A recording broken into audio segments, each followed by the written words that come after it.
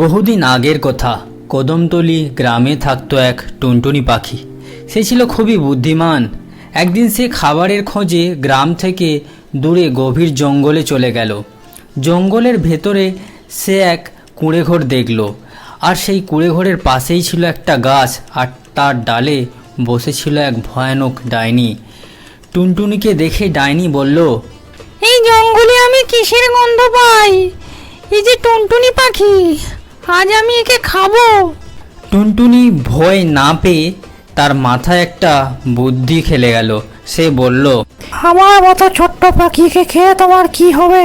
না তোমার স্বাদ মিটবে, না তোমার পেট ভরবে। কিন্তু তুমি যদি আমায় ছেড়ে দাও, আমি তোমাকে গুপ্তধনের সন্ধান দিতে পারি। ডাইনির চোখ চকচক করে উঠল।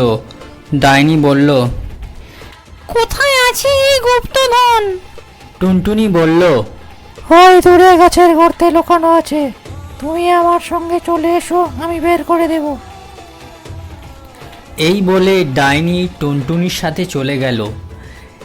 ডাইনি গাছের কাছে যেতেই টুনটুনি একটা গাছে ডাল নিয়ে ওই গাছে থাকা মৌমাছি চাককে ভাঙিয়ে দিল।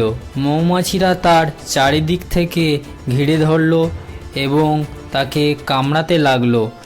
ডাইনি চিৎকার করে দৌড়ে পালালো। ওরে বাবারে, ওরে মারে, শয়তান টুনটুনি, তোকে আমি ছাড়বো না। টুনটুনি হাসতে হাসতে গ্রামে ফিরে এলো।